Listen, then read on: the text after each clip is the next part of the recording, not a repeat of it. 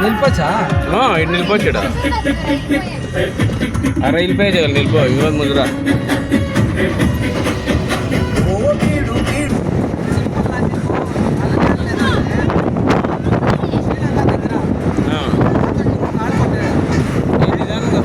ఇంకా స్లోగా పోయినకే ఇట్లా ఇంకా లెఫ్ట్లా స్లోగా పోవాలి